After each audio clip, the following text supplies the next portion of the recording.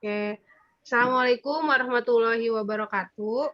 Waalaikumsalam warahmatullahi wabarakatuh. Ya, selamat pagi semuanya. Semoga sehat-sehat semua. Alhamdulillah kita bisa berjumpa lagi walaupun virtual pada mata pelajaran sejarah, dan pertemuan kali ini mungkin meneruskan pertemuan sebelumnya mengenai Kesultanan Banten. Nah, di sini nanti kita akan membahas mengenai peninggalan-peninggalannya apa saja. Nah, sebelum itu alangkah baiknya kita membaca doa terlebih dahulu. Silakan, dipersilakan. Selesai. Nah, oke. Untuk memulai pembelajaran kali ini, jadi mungkin yang masih ingat kemarin, pertemuan kemarin itu, kita membahas tentang kehidupan sosial, ekonomi, dan politik dari Kesultanan Banten. Nah, hari ini kita akan membahasnya mengenai peninggalannya dari Kesultanan Banten. Kenapa sih? Karena kita tinggalnya di daerah Banten, jadi tidak salahnya, bahkan harusnya sih kita harus lebih mengenal apa saja sih peninggalan-peninggalan atau kebudayaan yang ada di tempat kita gitu. Nah, makanya saya mau nanya nih, kalian sudah lihat di gambar apa itu, ada yang tahu? Ini gambar Masjid Agung Banten, menaranya.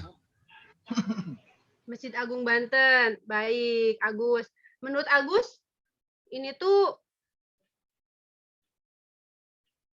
menurut Agus nih deskripsikan masjid ini tuh gimana sih menurut Agus, dari segi mungkin dari segi arsitekturnya atau apa? Mungkin Agus punya pendapat. Ya, kalau menurut Agus, Bu, itu masjid bangunannya kayak punden berundak ya. Kemudian kalau menaranya kayaknya kayak menara-menara di Eropa gitu, Bu. Gede. Beda dengan menara yang di kampung saya, Bu. Oh gitu.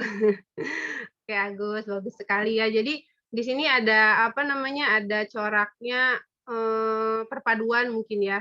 Terus di apa namanya, di masjidnya itu terdapat kayak punden berundak. Jadi kayak ada akulturasi budaya ya, Indonesia asli. Oke. Nah, betul tadi ini namanya Masjid Agung Banten. Nah, ini bahkan menjadi ikonnya Provinsi Banten ya, mengenai Masjid Agung. Ada yang udah pernah ke sini? Atau ada yang belum pernah? Udah, Bu. Udah, Bu. Belum, Bu. Belum pernah. Ya, nanti kesempatan berikutnya kita semoga bisa ini ya, apa namanya, menjelajah ke Banten gitu. Nah,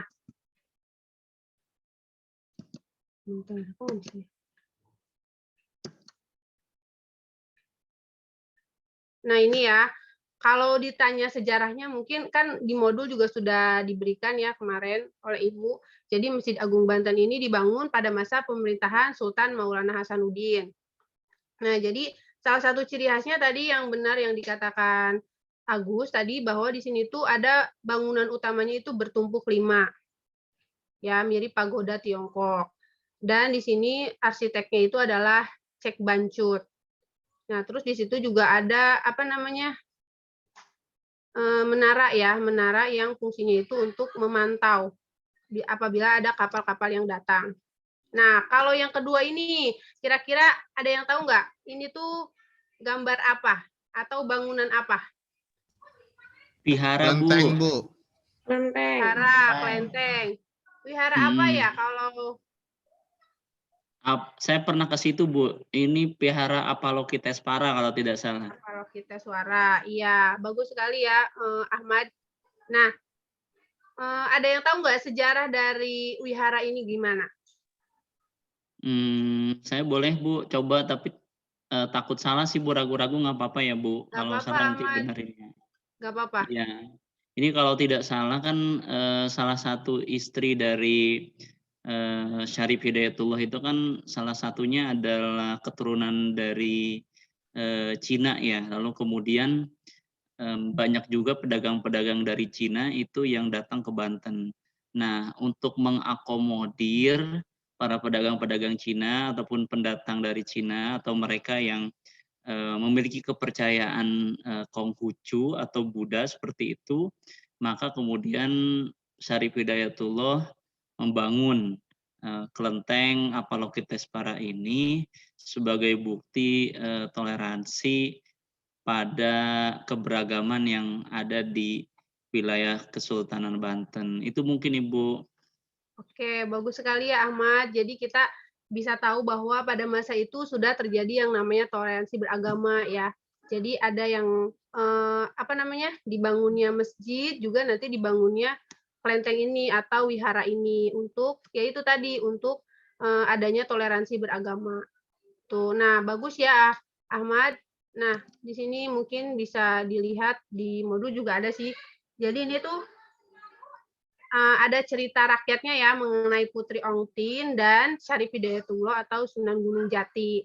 Nah ini, jadi ini untuk melestarikan pertikaian Syarif Hidayatullah membangun masjid dan wihara di Dermayon yang kemudian dipindahkan ke Kampung Pamarican, tuh ya.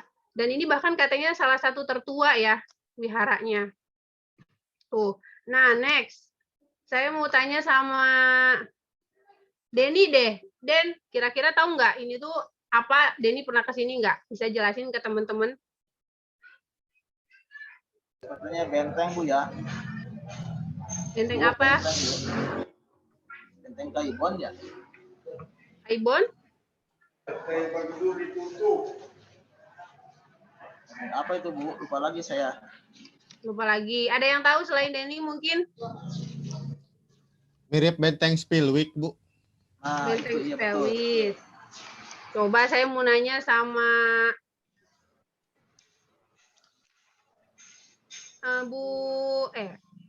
mohon maaf, Ibu mau nanya sama Pani, coba Pani.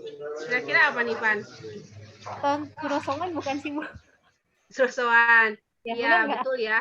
Betul ya. Nah, jadi ini Alhamdulillah. salah satu benteng yang ada di Kesultanan Banten juga peninggalannya namanya Surosoan. Nah, ini ada yang tahu mengenai Surosoan itu? Sejarahnya atau fungsinya seperti apa? Asmar, coba Asmar, mungkin.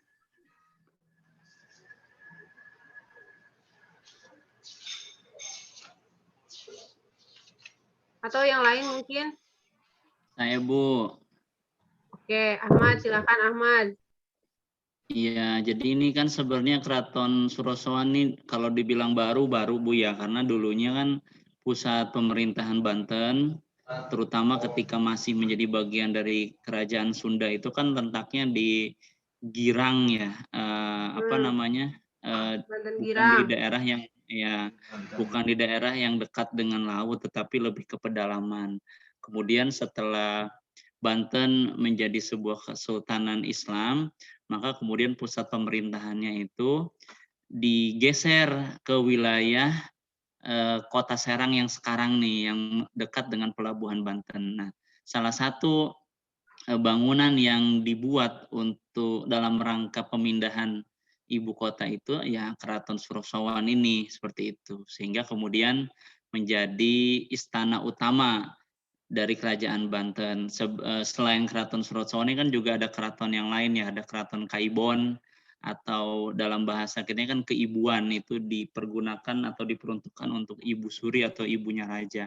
Sedangkan Keraton Surosoan ini yang saya tahu merupakan keraton utama gitu, ataupun keraton yang menjadi tempat tinggal dari sultan yang berkuasa saat itu. Itu mungkin Bu.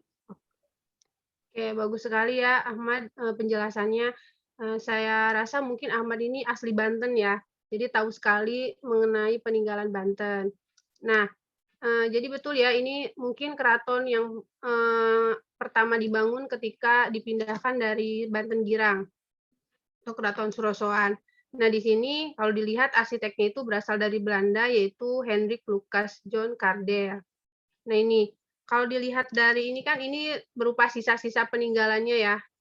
Bisa dibayangkan kalau sisa-sisanya aja seperti ini, mungkin pada masa kebesarannya itu juga tidak kalah megah ya dari keraton-keraton yang ada di Indonesia. Nah, selanjutnya, kira-kira mungkin ada yang tahu nggak? Tadi kan Keraton Surosoan nih, tadi sempat dikasih tahu juga sama Ahmad, keraton yang lain. Nah, ini kira-kira peninggalannya bangunan apa nih kira-kira? Ada yang tahu mungkin? Keraton Kaibon, Bu. Keraton Iya. Kaibon. Ya. Yang Dewi tahu tentang keraton ini apa, Dew? Untuk permaisuri dan anak-anak raja ya, Bu? Oke, untuk permaisuri dan ibu raja ya di sini tempat tinggalnya, mungkin fungsinya. Nah, ada yang tahu sejarahnya mungkin mengenai ini? Ini kan juga salah satu peninggalan dan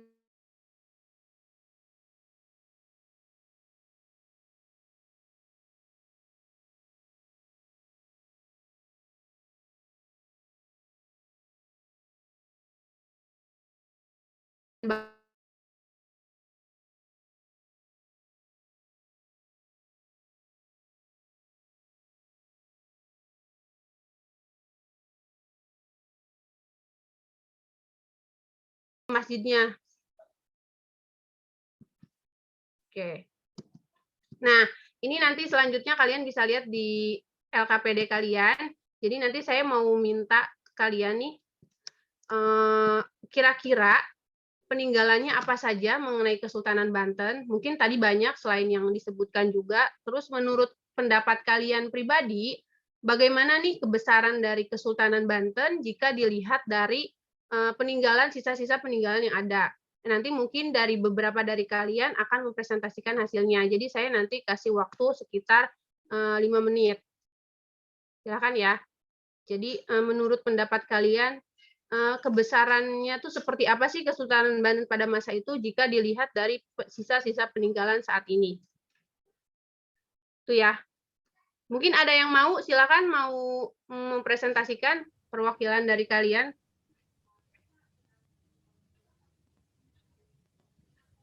Ini gambar apa sih, Bu? Saya baru lihat. Tasikardi ya? Ini Tasikardi, betul. Jadi ini Danau Tasikardi. Jadi ini dulunya merupakan apa ya? Mungkin kalau sekarang sih tempat wisata ya.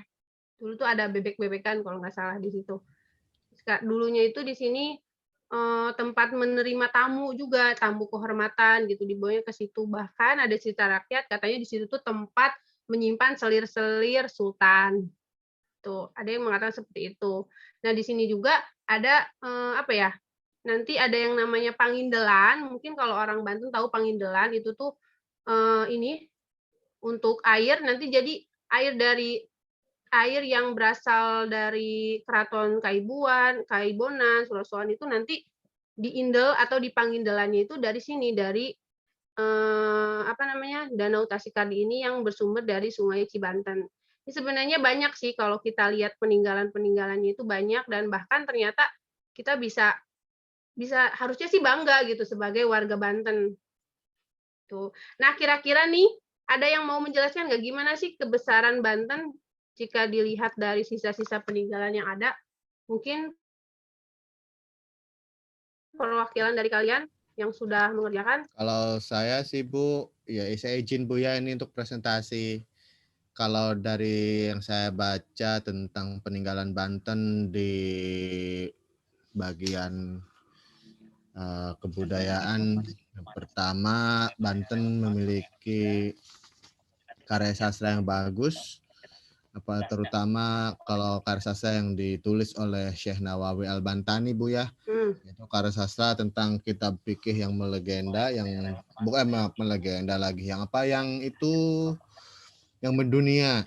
Kemudian Banten juga satu-satunya provinsi yang memiliki 3 bahasa daerah. Ada bahasa Sundanya, ada bahasa Jawa Serangnya, ada bahasa Cina Bentengnya, kalau nggak salah seperti itu, Bu. Itu aja sih, Bu, yang saya dari KPD saya. Terima kasih. Makasih Agus Didi. Mungkin yang lain kalau melihat dari sisa peninggalan dalam bentuk bangunan nih, kira-kira bisa nggak sih menurut kalian kebesarannya tuh seperti apa kalau dibayangin gitu? Mungkin ada yang mau berpendapat? Saya, Bu. Silakan Dewi. Kayaknya dulu kerajaan Banten itu kerajaan yang besar ya, Bu ya?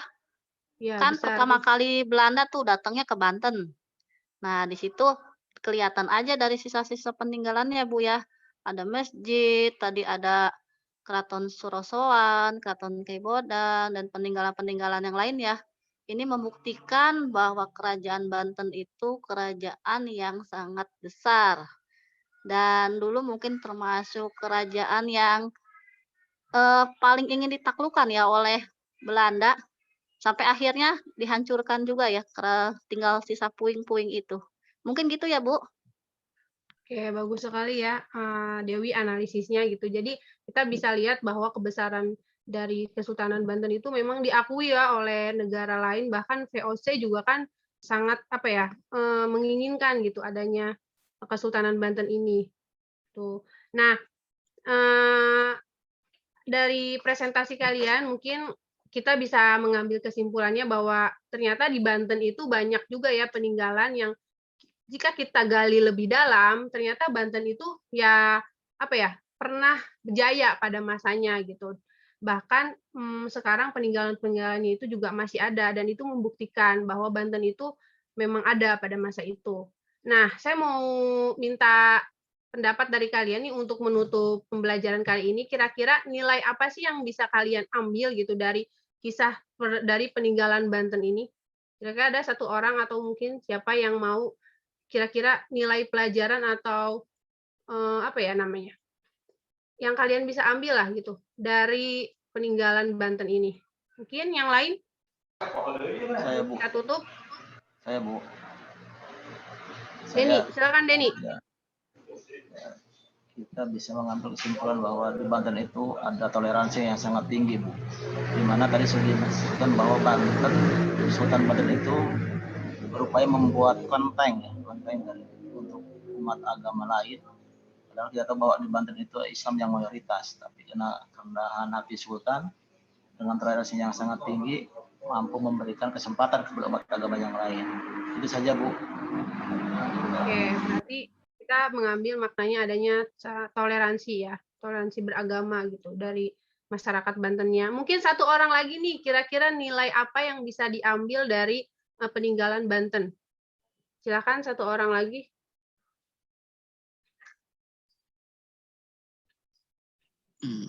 Boleh, Ibu? Boleh, silakan. Ya. Kalau saya ini ngelihatnya lebih kepada etos, Bu ya. Etos dan juga kepercayaan diri. Jadi bahwasannya Kesultanan Banten dan juga mungkin kesultanan-kesultanan yang lain ya, kerajaan-kerajaan lain yang ada di Indonesia itu memberikan pemahaman pada kita bahwa orang Indonesia itu sebenarnya mampu. Orang Indonesia itu sebenarnya hebat, punya kapasitas, punya kapabilitas gitu ya, untuk menjadi negara yang hebat gitu. Dan itu sudah dibuktikan oleh para pendahulu kita gitu, khususnya yang kita bahas hari ini tentang Kesultanan Banten. Jadi kita nih para pelajar, anak muda tuh harus mencontoh hal itu gitu. Jangan terjebak pada romantisme masa lalu tentang kebesaran kerajaan-kerajaan dulu, tetapi kita lupa untuk membesarkan di era kita gitu, membesarkan di masa kita. Saya kira itu sih, Bu, salah satu hikmah yang bisa kita ambil dari pelajaran kita hari ini. Oke, bagus sekali ya tadi dari Denny, dari Ahmad mengenai ya makna atau nilai yang bisa kita ambil dari peninggalan Banten ya yang ternyata memang tidak bisa dipandang sebelah mata gitu. Jadi kita sebagai mungkin yang domisili atau tempat tinggalnya dekat dengan Banten, kita juga harusnya bangga gitu memiliki apa ya namanya bukti-bukti bahwa dulu Banten itu sangat sangat besar gitu, sangat sangat apa ya bahkan sangat didambakan oleh negara lain. Nah mungkin untuk hari ini kita bahas mengenai ini. Nanti kita lanjut di pertemuan berikutnya itu kita akan membahas mengenai kerajaan lain atau kesultanan lain yang ada di Indonesia. Nanti diinfokan kembali mengenai apa tugas dan informasi lainnya. Nah, mungkin untuk pertemuan kali ini saya cukupkan sekian. Terima kasih tadi yang sudah berpartisipasi dari awal sampai akhir. Saya ucapkan terima kasih. Mohon maaf apabila ada kekurangan. Saya tutup. Assalamualaikum warahmatullahi wabarakatuh. Assalamualaikum Warahmatullahi wabarakatuh.